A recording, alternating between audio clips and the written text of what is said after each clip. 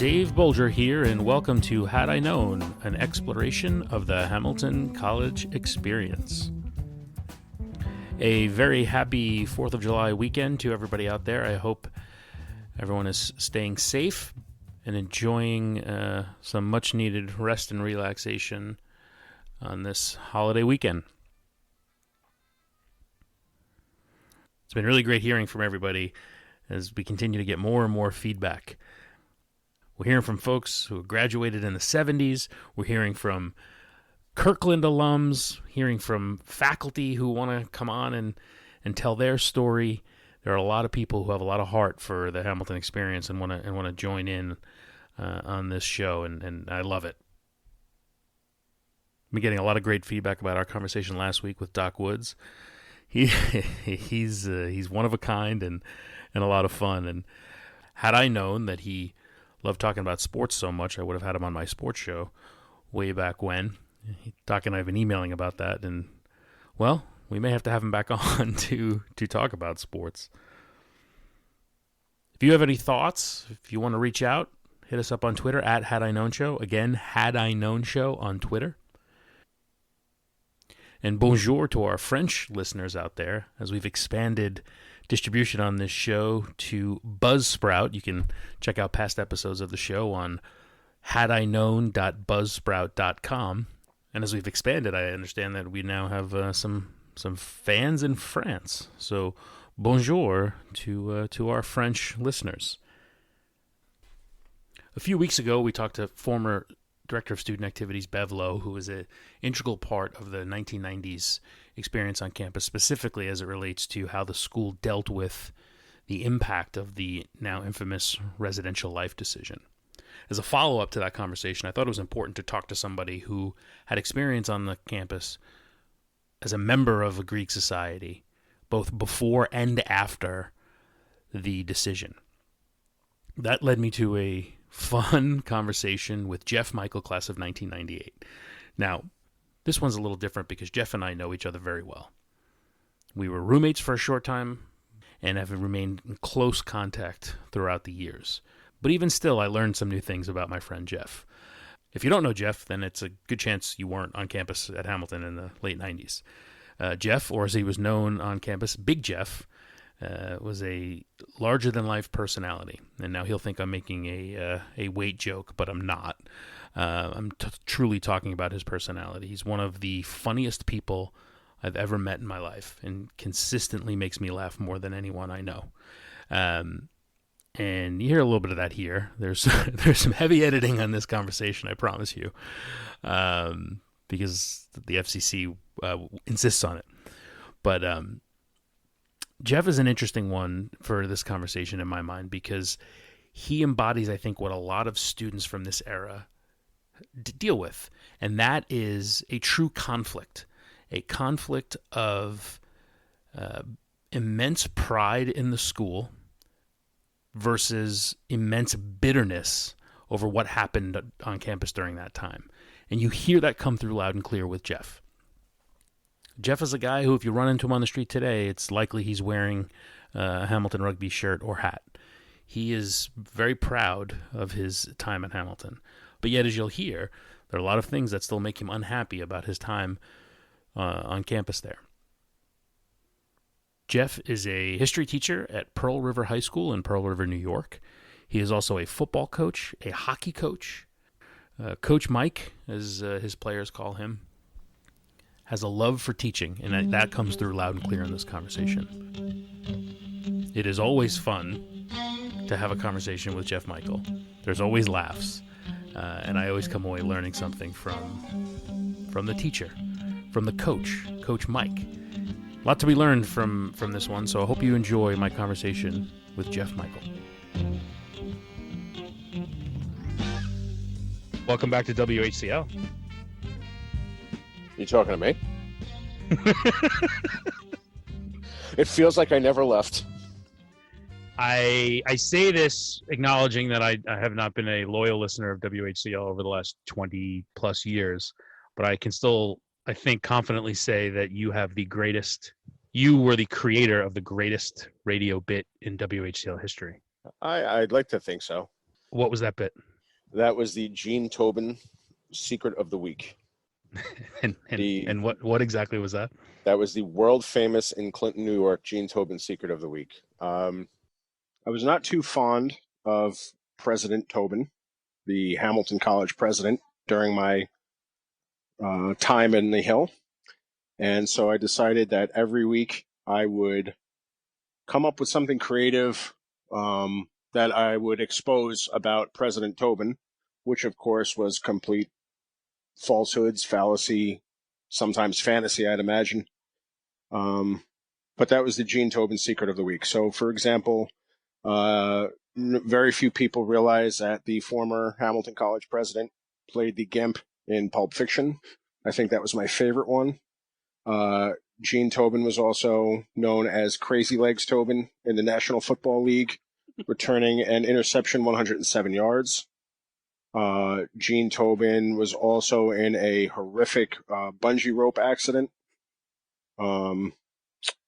He forgot to properly measure the elasticity of the bungee rope and horrifically disfigured his scalp, thus ripping every hair follicle out of his bald head. You probably spent as much, if not more, time in the crafting of these well-worded, well thought out scripts every week than you did most papers. I spent more time on the Gene Tobin secrets of the week than I did on my senior thesis.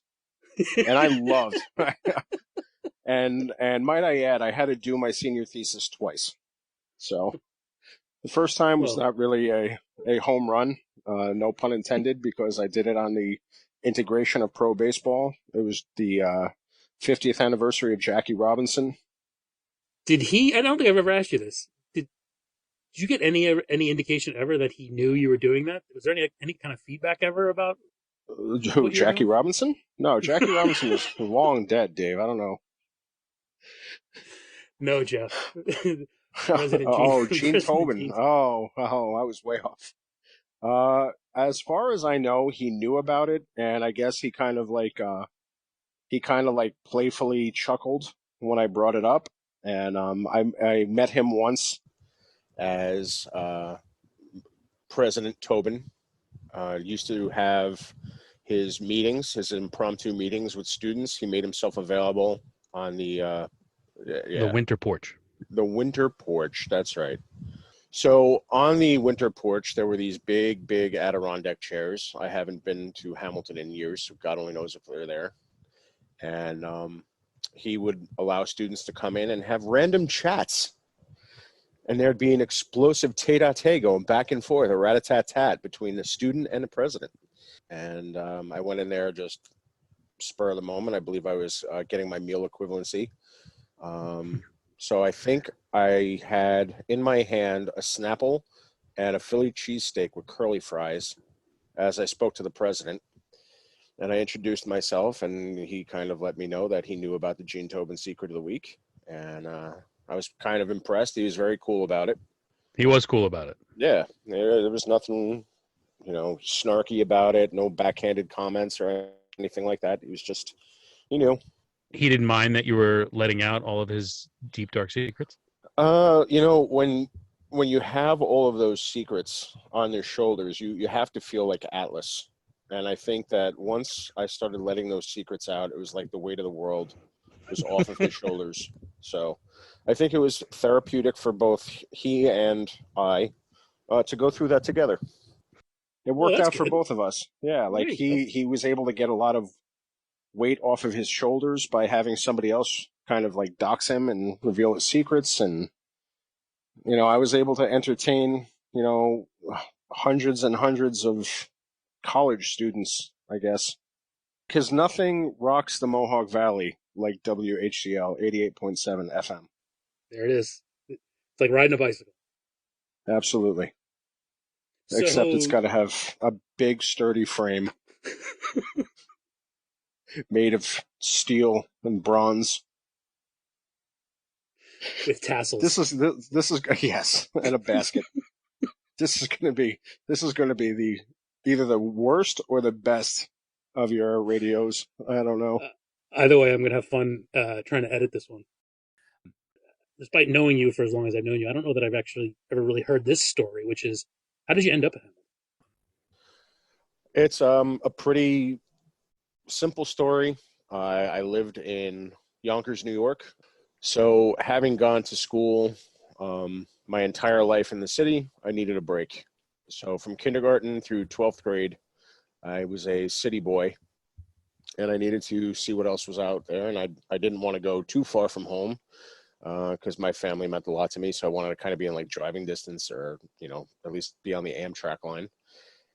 So I took a look at schools. One of the schools I looked at was Hamilton. My junior year, I filled out the information card that, when back in the day when we used to get like 500 advertisements per day in the mail for different colleges, I filled out Hamilton College. I said that I was interested. They had the little line that said I was interested in playing or doing extracurriculars. I put down that I wanted to play football. I got contacted by legendary coach Steve Frank, and his offensive line coach was Coach Davis. And I sent them tapes, and then they recruited me. And I went up for a visit, and I enjoyed the campus, and I never looked back. I applied early, got in the day after. I was accepted my senior year, the day after my last football game against Xavier High School, which we won 24-14. Shout out Fordham Prep. And that was that. The rest is history. It was an easy sell. Beautiful campus, high atop the hill, overlooking the Mohawk Valley. You sell it well. Thank What you. was it? What was it like playing football at Hamilton at that time? I guess the best description, I only played for like a year and a half. I'm not going to lie. It was not the most enjoyable experience. On my recruiting trip, when I came up to visit Coach Frank, and I had the ability or had the opportunity to ask him questions, I asked him on if Hamilton made the playoffs the prior year, and he told me no, Hamilton didn't make the playoffs. And I just shrugged it off as them having a bad year. And I did not know that the NESCAC did not have playoffs, and that's why Hamilton didn't make the playoffs, because there were no playoffs. Because nobody did. Yeah, exactly. Nobody did. So that I kind of felt like I got lied to, but whatever. I didn't think to ask, because I was a 17-year-old boy, and didn't think to ask them, hey, are there playoffs in the NESCAC? You assume it's Division III college, they're going to have playoffs like everybody else in Division III, but nope. Yeah, So, it's always a weird one. Well, yeah. isn't it the running joke Amherst always finishes first because they published the standings in alphabetical order? Alphabetical, yeah, pretty much. Yeah. So you're playing football. Yes, sir. Slightly disappointed that you're not going to go the postseason, even though, let's be honest. Yeah, we were 1-7 that year.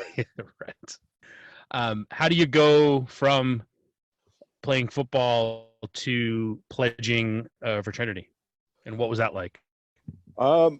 Having come up like Greek life, I was kind of on the fence about, like 50-50. I wasn't sure if I wanted to pledge. I knew that Greek life was a pretty important part of Hamilton.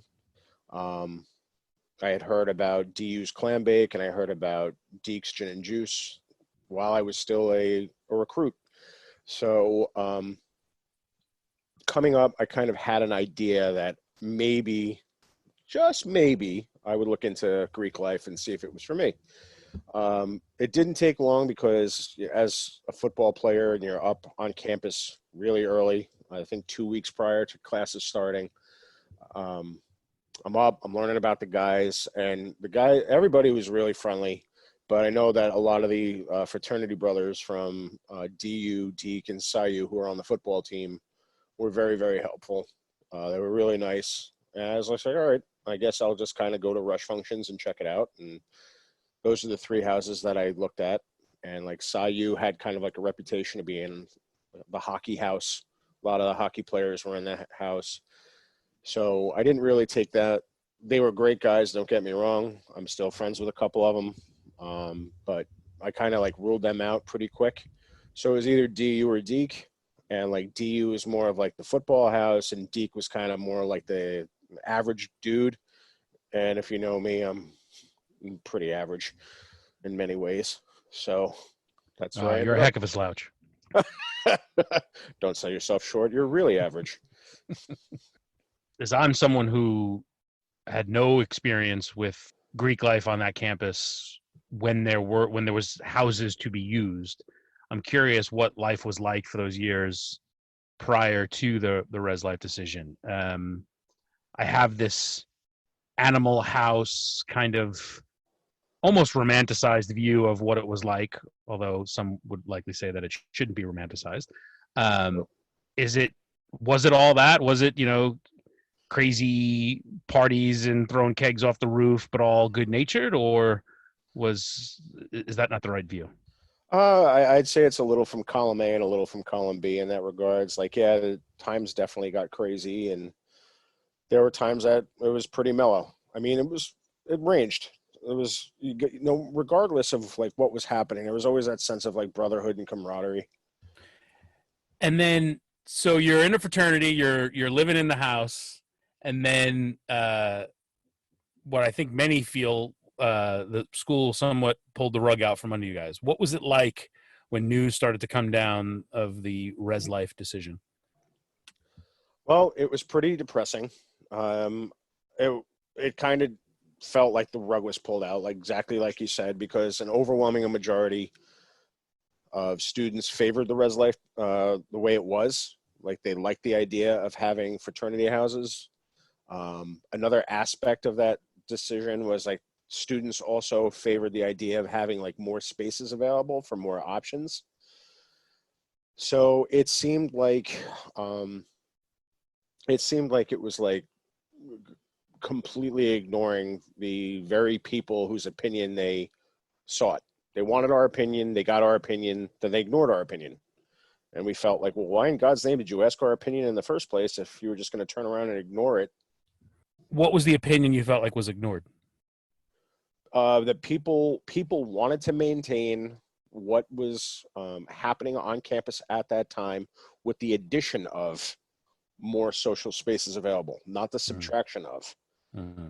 And the way that I looked at it was, and I'm not afraid to make this analogy.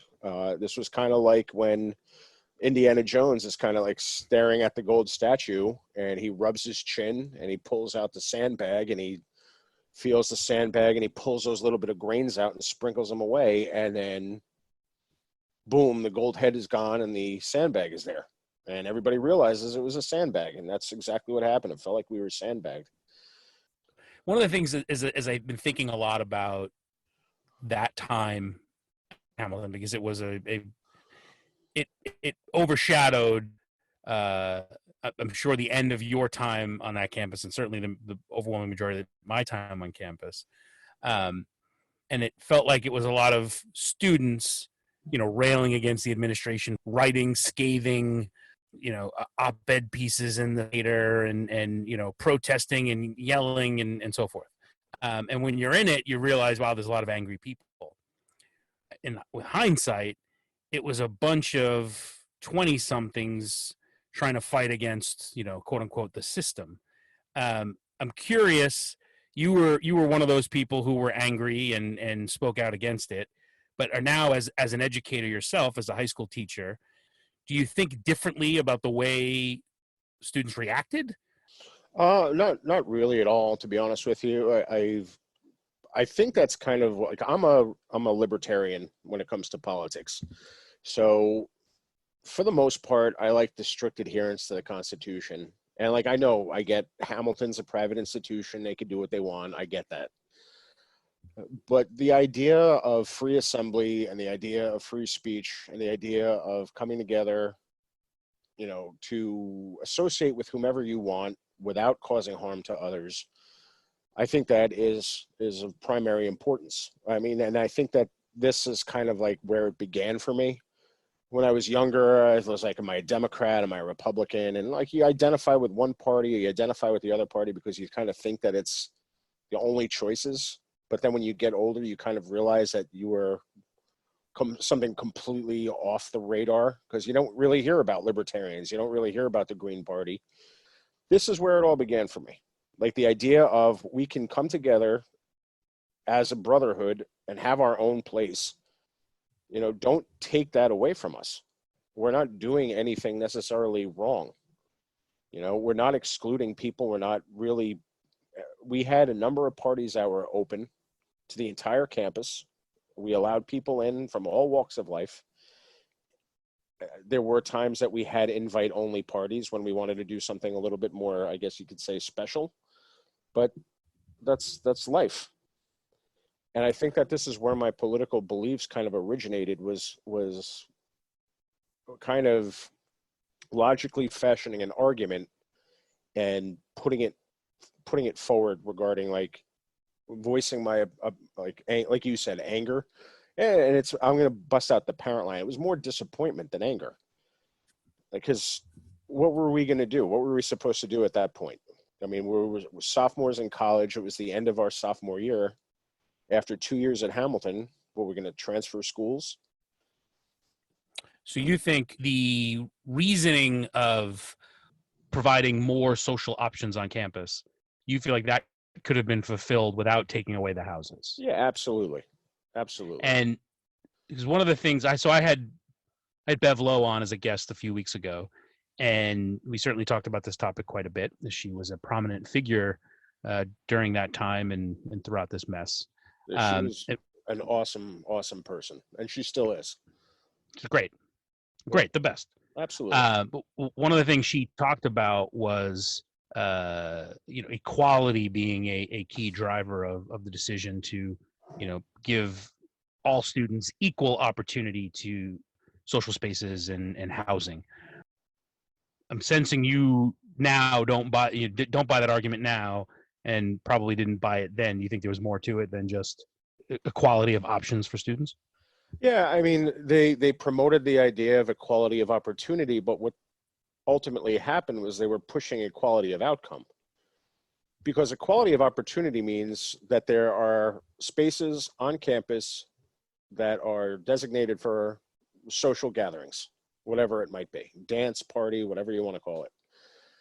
But by taking away the houses, it wasn't equality of opportunity, it was equality of outcome, because it was taking away the private society's spaces, completely renovating all of the fraternity houses and turning them into dorms, and then allowing fraternities and individuals to sign out a limited number of spaces on campus.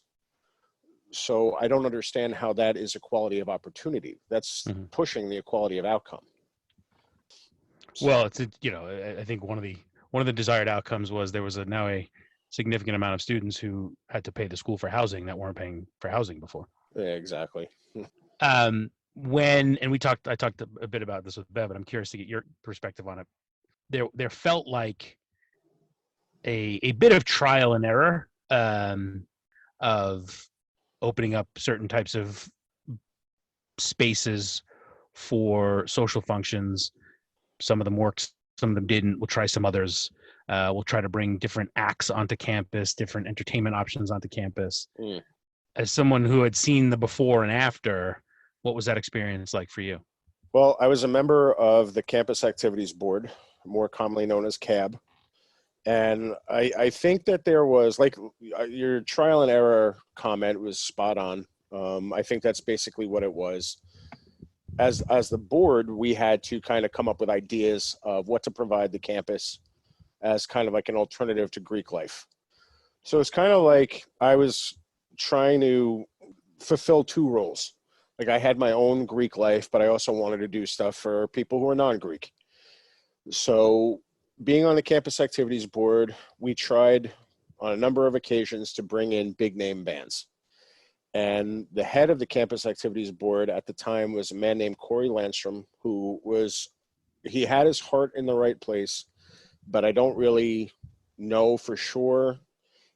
I can't say for sure, but I'm pretty sure he was getting pressured to make sure that there was something on campus every weekend to kind of counter any Greek things that were happening. So any parties that were going on. So if there was a party going on that's being sponsored by Gamma Xi, or if there was a party going on that was sponsored by ATX or DU or whomever, Chi Psi, then there should be something on campus that provides an alternative. So, yeah. So we had Interesting. to. So you think he either directly or indirectly felt the need to counter program against Greek life. And like looking back in retros, like hindsight is 2020. So looking back, that's how I feel now. I Mhm. can't say for certain that that's how I felt then, because we Okay. had opportunities to bring in big names. Like we had opportunities to bring in a couple of big names. I can't like eventually we brought in, of course, the year after I left, we brought in Blues Traveler, who at the time was like a pretty popular band. Yep. But we were bringing in magicians, ventriloquists, jugglers. We were bringing in people that you'd have at your like your sweet 16 or your bat mitzvah, not at your like you're talking about like something that's entertaining to like 13-year-olds, not 20-year-olds. So I'm not gonna Um, I'm not gonna romanticize that. I mean, it was just kind of like that was like a fail before that word became like a common hashtag. Hashtag fail. Well, that was the Campus Activities Board. And with the stuff that we put out, like Corey wanted people to join. And like one of the popular phrases that was going around that he put out, he gave out all these free magnets because he wanted people to join the Campus Activities Board and have their voices heard. And like Campus Activities Board, CAB, we decided to go by the acronym CAB. And so Corey came up with the popular phrase, call cab for a ride. Okay, well, if you're calling cab for a ride and you're giving that out to a bunch of college kids who are heading down to like the Village Tavern or going out wherever, the Garden, and they're out knocking a few dozen back, they're going to call cab for a ride because they can't get home. So we would come into the office one by one, and sure enough, our message light would be flashing on the phone. We would pick up and dial our password, and you have 47 messages. I need a ride back from the VT. Okay. And like the next one, it would be the same thing. Someone coming back from town, someone coming back from a party in town. So it was just a mess, a red hot mess. I'm mad at myself that I never thought to make that prank phone call. Well, like the call cab for a ride, I think was very short lived. I think it was around for I think 3 months, and then we just stopped using that phrase. Thank God.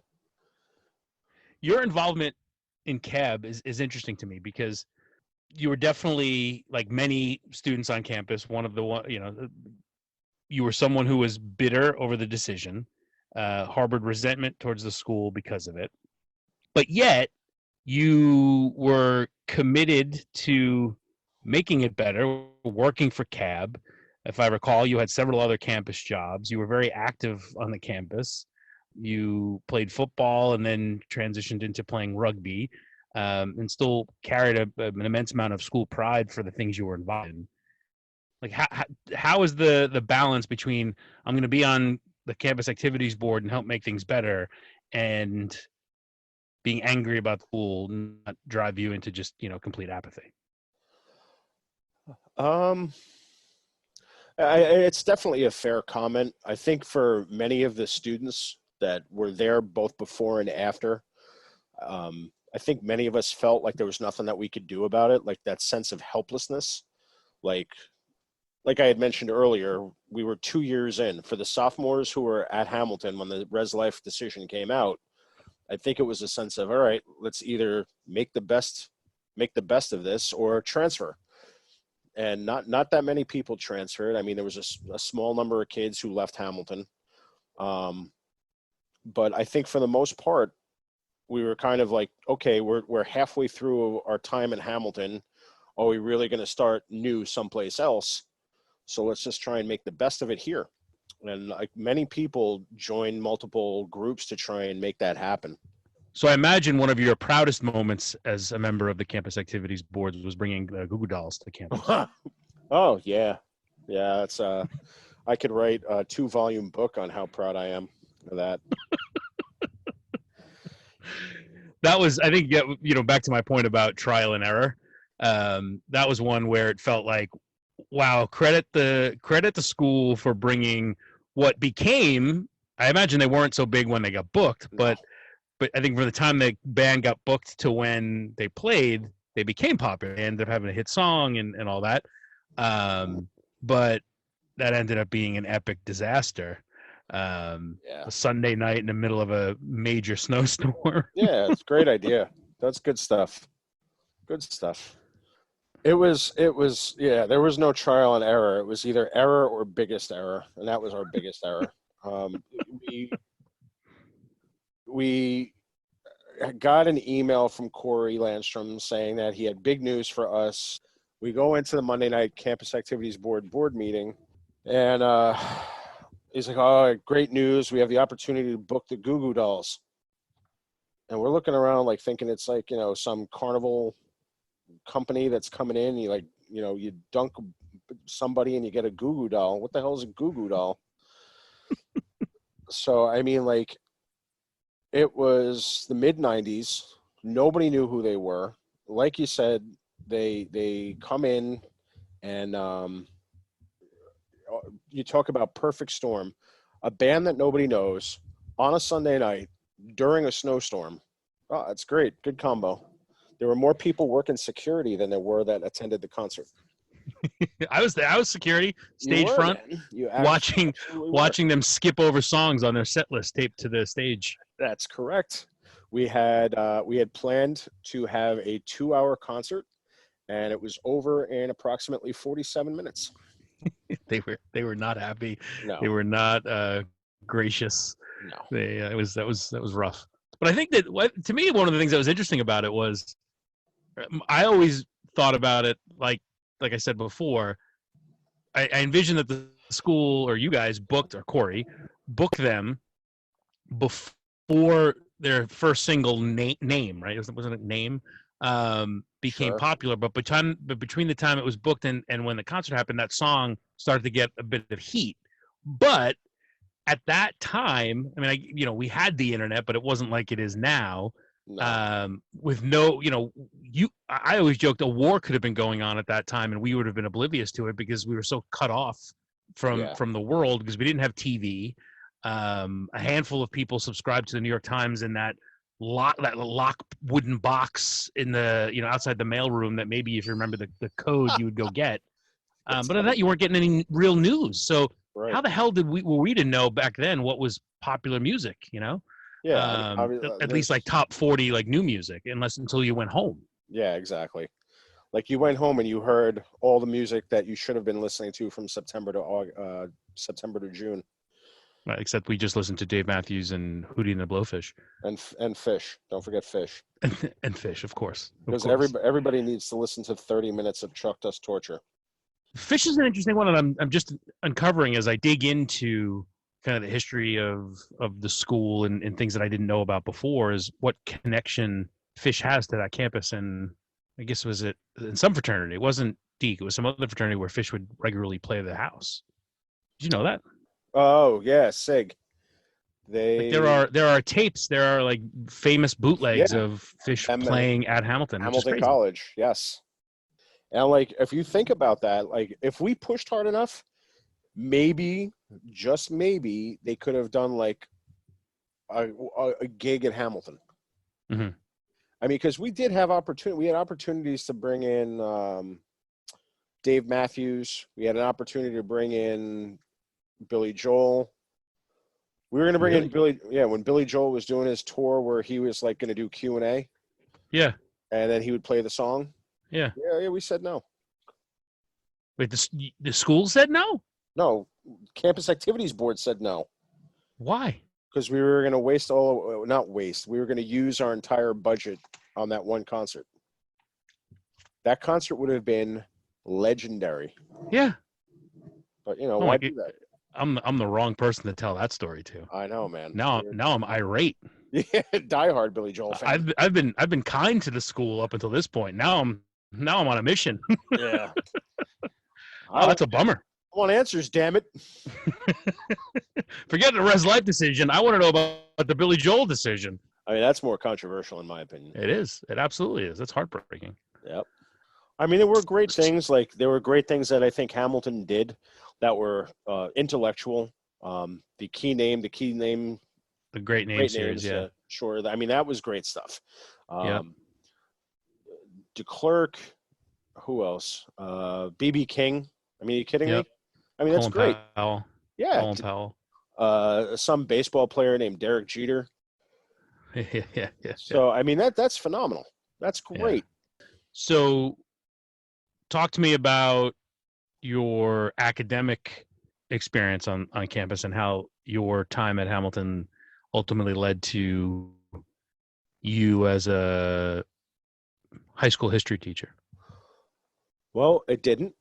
I had wanted to be a lawyer actually when I entered Hamilton. I had registered. I was pre-law. I wanted to be a environmental lawyer. Like I still have my eighth grade yearbook. When they ask like, what do you want to be when you grow up? My response was, I want to be an environmental lawyer out in Colorado or Wyoming. Like that was legitimately what I wanted it to be. I wanted to, like Teddy Roosevelt was like my hero because of him preserving, wildlife, coming up with wildlife preserves during the Progressive Era. I thought that was awesome. And I wanted to do that. I wanted to continue kind of like that legacy, not obviously to that extent, but to protect wildlife and to protect nature. And so I was pre-law until junior year. And then it kind of came to light that I wasn't really going to be doing too well. The pre-law, the professors associated with like pre-law advising, met with you one-on-one, and like my professor that I was supposed to meet with kind of kept blowing me off. And so I finally met with him. I didn't get any positive feedback at all. I kind of felt like I was blown off. And then when I finally met with the professor, we came to the conclusion that law was not for me. This is junior year. So I'm like, the professor told you this? Yeah. And I'm like, yeah, well, okay, well, if law's not for me, then what the hell am I supposed to do? And my second choice in my career path was always a teacher, because some of my favorite people in my life outside of my family growing up were my teachers and my coaches at various stages of my life. And I admired them greatly as well. And so I decided to continue my degree in American Studies. God bless you, Morris Isserman, for pushing me and really giving me a great foundation in American history, like social and cultural history. And he was my American Studies advisor, and just a brilliant mind. I loved discussions with him, and it kind of pushed me in a way, because if you look at Professor Isserman, who was the American Studies advisor, he was so left-leaning, a very, very liberal professor, but still, at that time, I was a conservative Republican, kind of, and he knew that, and he was still like cool with me. And I think that's one of the things that influenced me as a teacher now. Like, all of my teachers were left-leaning. I can't remember one Republican or conservative professor that I had. I had Dan Chambliss in sociology. I had Doug Ambrose in history. I had Morris Isserman, and they were open-minded. They listened as much as they talked. They loved having ideas. They loved having questions bounced off them, and that definitely inspired my attitude as a high school history teacher.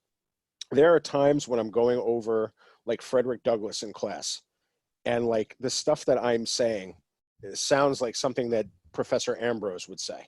Like if we're reading an excerpt, like a primary source, and we're going through Narrative of the Life of a Slave by Frederick Douglass, we're reading like 10 or 15 pages from that, and like in my voice when I'm asking questions, I can hear Professor Ambrose's voice. Or like in my philosophy class, when I'm going over my introduction to philosophy course as an elective that I teach, and like I'm asking the kids about Marx, and I'm asking the kids about Adam Smith, and I'm bringing up, you know, German philosopher Max Weber, not Max Weber, Professor Chambliss. That one was for you, Max Weber, not Max Weber. I can hear Professor Chambliss in my questions. Am I as polished and as good?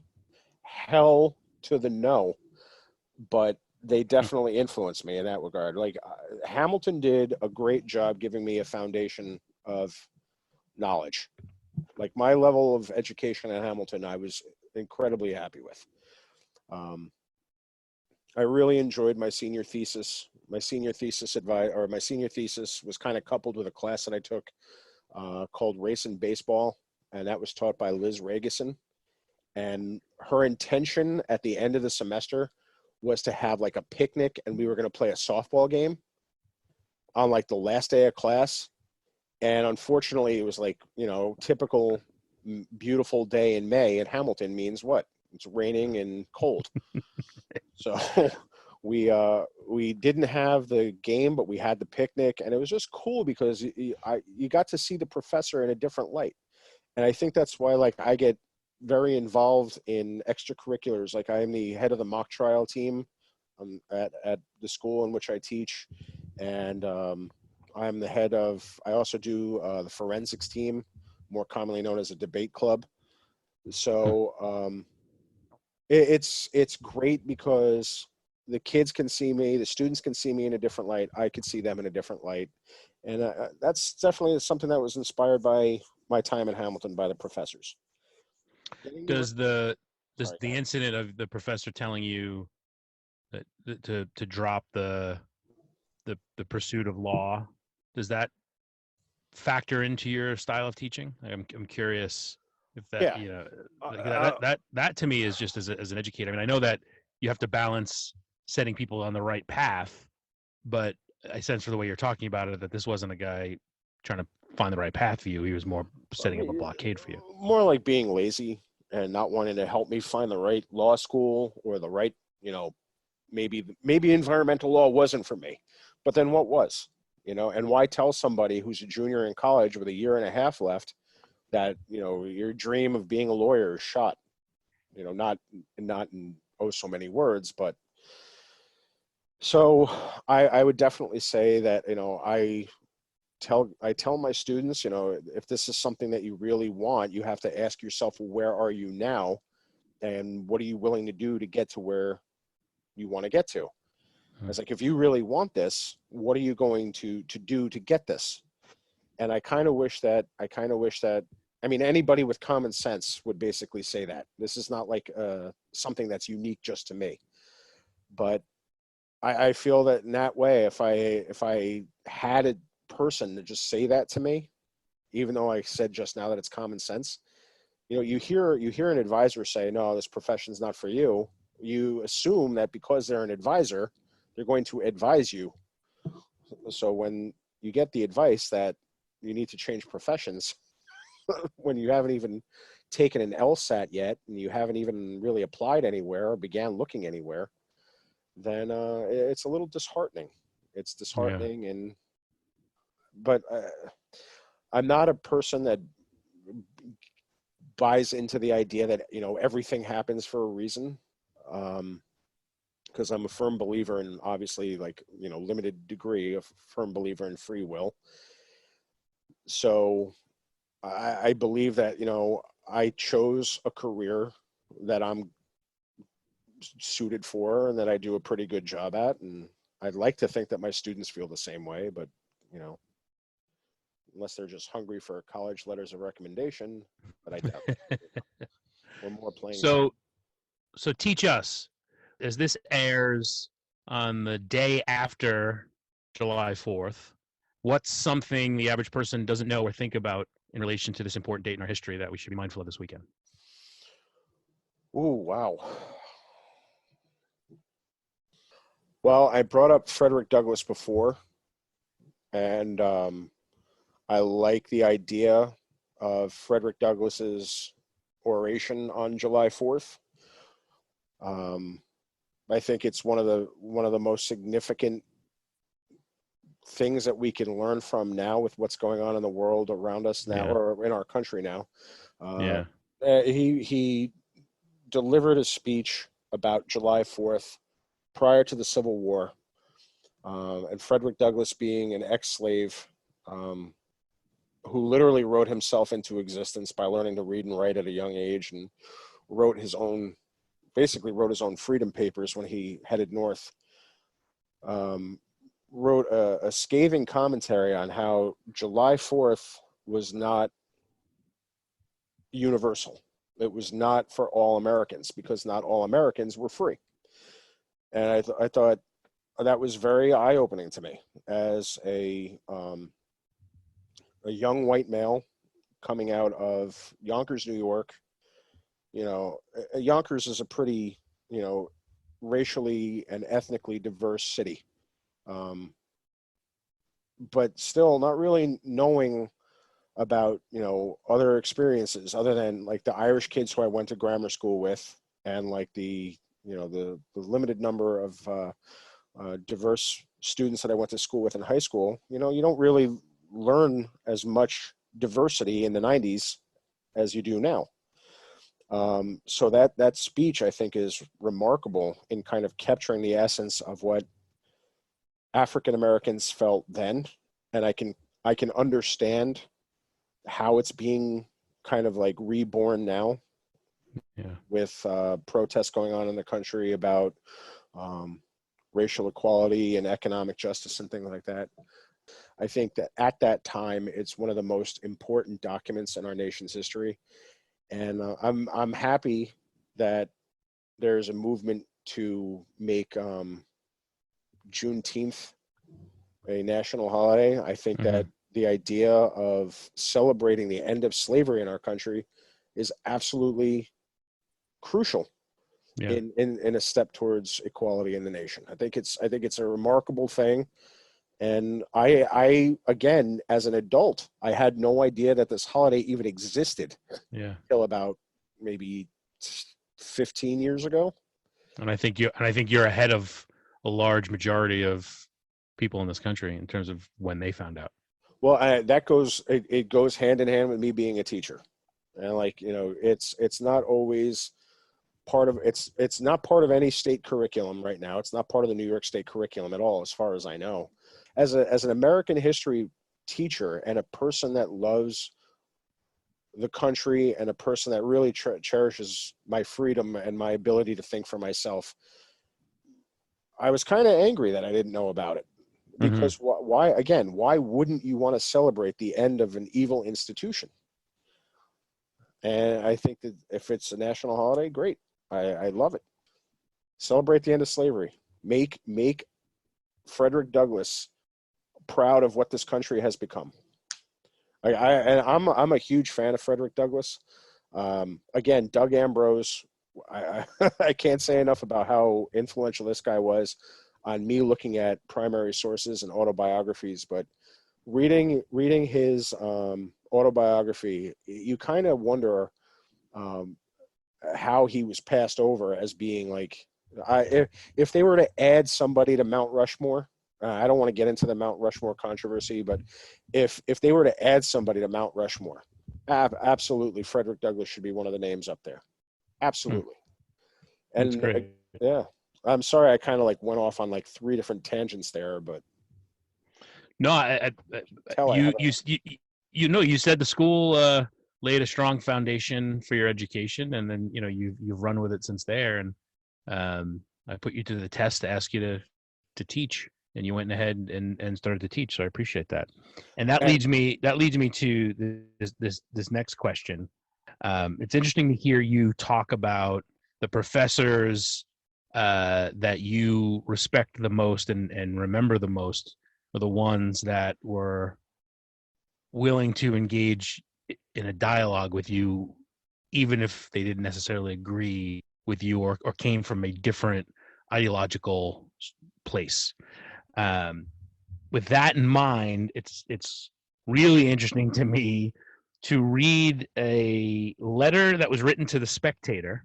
Oh God! In February of 1999. Ugh. My first year as a teacher. Yes, and you were the author of this letter. That Allegedly. in it, Allegedly. I won't read everything, but Thank you, brother. a couple of things to highlight in here, with the context of this conversation kind of ringing in my ears. The goal of an education is not merely to mentally regurgitate that which your educator has spoon-fed you. The goal of education is to expand the mind beyond its current limitations.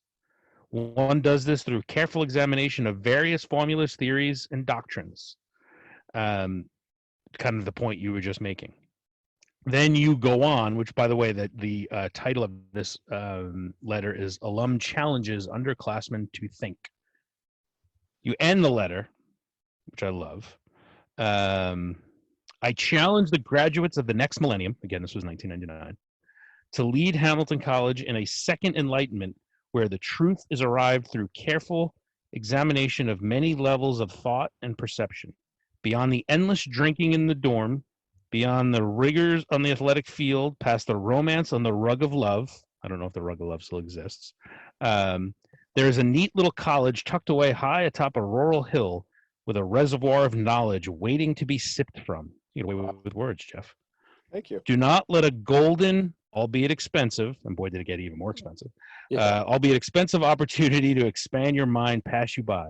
Finally, remember that your education is not what you learn within the confines of the classroom, but how you apply what you learn to everyday life. Take the advice of one who regrets having accepted mediocrity. You still feel that way? Absolutely. I think I'm stronger. I have a much stronger feeling for that now than I did back then, because I think it's become more evident that we need to have dialogue and that multiple perspectives do need to be examined. We are living in very dangerous times. I have compared the divide in our country now and for the past maybe 20 years to the period of the antebellum America that I just talked about with Frederick Douglass. We are divided racially. We are divided economically. We are divided religiously. We are divided by age, by ability, by whether you believe there are 2 genders or whether you believe there are 32 genders. There is no dialogue, or from what we are exposed to by mainstream media, it seems like there are just 2 sides, that there's no middle ground. Mm-hmm. And that I think that it's imperative that we have dialogue. I don't see why debate has to be. Americans love a winner. Americans love a winner, and they like to find out who the loser is. There has to be a winner and there has to be a loser.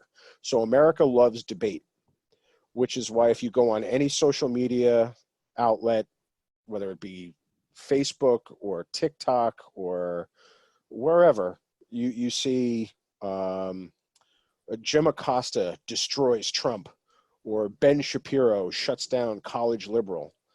I mean, that's what we've become.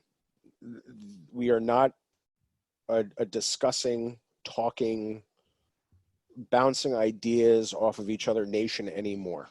We are a polarized nation that does not know how to carry on civil discourse. And if anything, a student now needs to listen to multiple perspectives, even if it's just to sharpen their own opinion, to sharpen their own thought. There's a whole level of education in which teachers, when they're in teacher college, learning about how to get students engaged, talk about disrupting their level of comfort. And that means exposing them to different ideas. That's what that means. It doesn't mean like make them uncomfortable deliberately. It just means you have to kind of stimulate something in their brain to make them want to learn more about it. And if you're just telling them, what they want to hear, if you're a liberal student and you hear liberal ideas, and you're a conservative student and you hear conservative ideas, right, you're not really gaining anything. Right. You're trying to make strong teeth by being fed applesauce. There's nothing really there to chew on to develop like your own new thought. You're just regurgitating and you're spitting back stuff that you have heard a professor spoon feed you.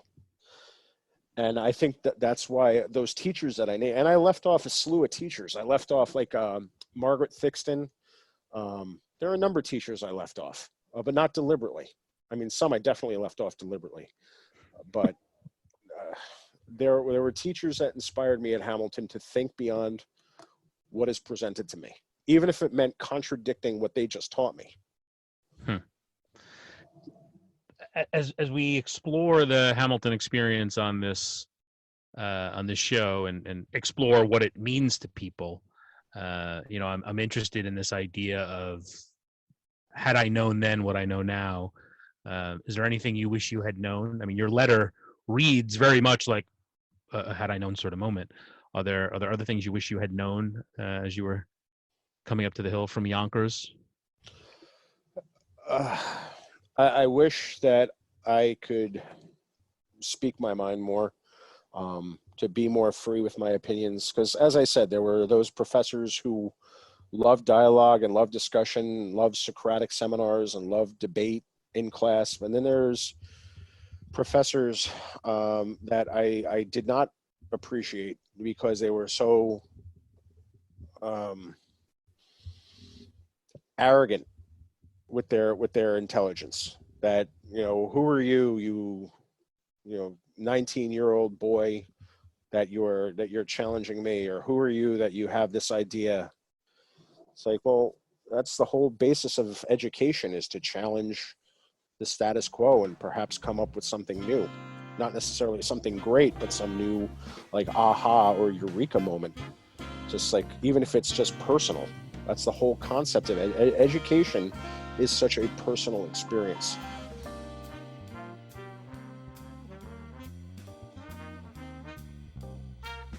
Did you hear it? Did you hear the conflict? Did you hear the bitterness wrestling with the love of the school? I think what you hear in there is a representation of what a lot of students of that era feel like with the school. It's just really interesting to me how a place that you spend 4 years at could bring out such deep, conflicting feelings.